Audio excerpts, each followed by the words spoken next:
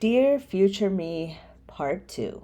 So, if you listened to my last one, you know what Future Me is. But for those of you who don't know what Future Me is, Future Me is a website that I like to use sometimes where you can write yourself an email and it'll be delivered to you in the future. So, in the last episode, I recently just got one from 5 years ago, and it got me to thinking that I had another experience with getting an email from myself in the past that I wanted to share with you guys. So I dug it up and I wanted to talk about exactly what this made me do. This email made me quit my job. And so I'm going to share exactly why. So many of you know that I am an engineer, and during this time, I had written myself an email. There was the pandemic happening, right?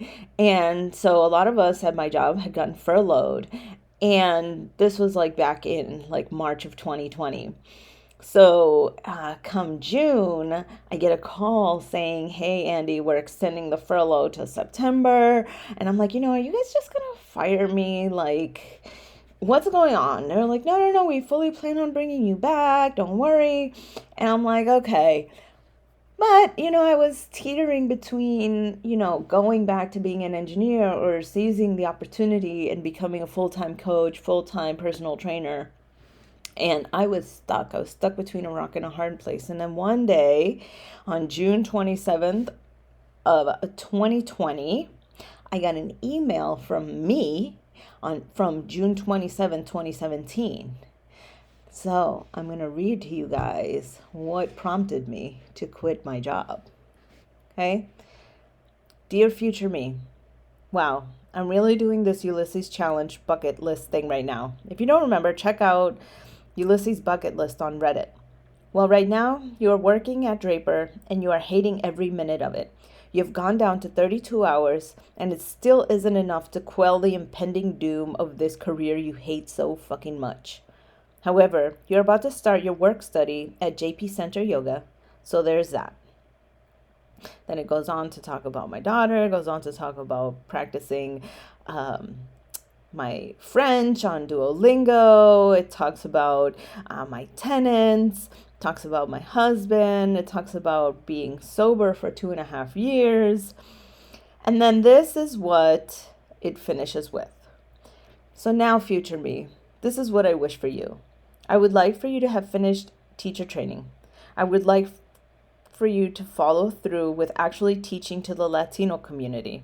I would like for you to still have the same car. I would like for you to have moved to Arlington like you said you would. I would like for you to find job satisfaction. I would like for you to practice patience. Can you do a handstand yet? Can you speak French to people out loud? Can you play a few songs on the piano? Did you get to Europe with Joey? Did you bring the kids to Guatemala? Do you go on that cruise for Ariana's graduation? Did Ariana get into a good school? Did you get married? Did you change your last name? Well, here's the kickers. Are you still sober? Do you love yourself? Okay, lady, I'm out this biatch. Andy, of course, Spazzo. But, um, yeah, waking up to that while I am at the crossroads and reading about how 3 years prior, how much I still hated it and how I was still stuck in there, I was like, oh, obviously, I know what I need to do and I need to do it now. So that's when I quit my job. I decided I'm going full time coach, doing full on coach mode. And I did 3 years without a job, just making this thing work. It was the scariest thing I'd ever done. I took this leap of faith, and wow. Well, so let's answer these questions together. Okay? So, can I do a handstand yet? No. Wait, let's go back a couple sentences. Did I move? So, I did teach to the Latino community, but it wasn't like I thought it would be. I wound up doing that at the Y for a few months, and then again, that whole furlough thing, everybody, all the yoga teachers wound up getting fired. So there's that. The same car? No, I do not have the same car. I actually gave that Equinox to my daughter after she graduated college.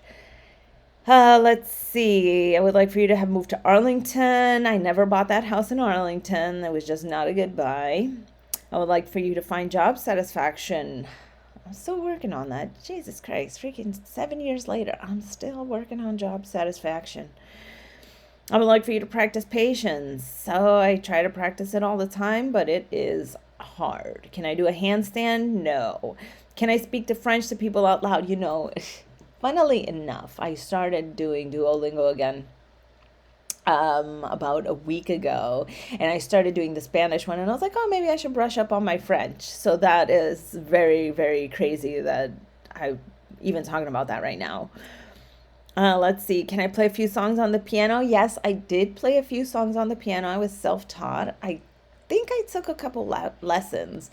I know I took a couple lessons. I took a couple lessons, and again, with the whole pandemic thing, that didn't pan out. So I wound up having to teach myself. I learned a few songs that were really fun, and yeah. Let's see. Did I get to Europe with Joey? No, we actually had to cancel that again. The stupid. No, I can't even blame the pandemic for one. It was just like way too expensive at the time to go, and we just didn't have any money. Did I bring the kids to Guatemala? Yes, I brought them to Guatemala. That was so much fun. Did I get on the cruise for Ariana's graduation? No, we actually wound up doing the trip to Guatemala for Ariana's graduation. Did Ariana get into a good school? Yep, she wound up getting to a wonderful college, graduating. She's my big, a career woman now. Did I get married? At the time, I had not gotten married, and that was probably why I was like so upset with the stupid Joey not getting married. But then we wound up getting married 6 months later, anyways. Did I change my last name? Yes, I did change my last name.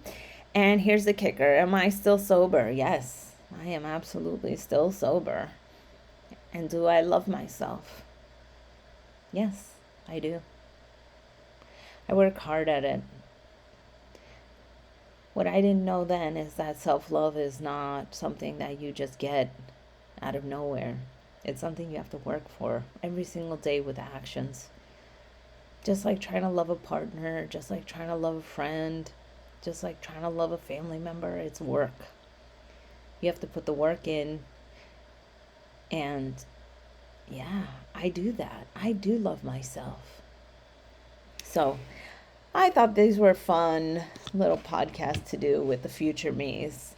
And you know what? I'm inspired to write myself an email in the future.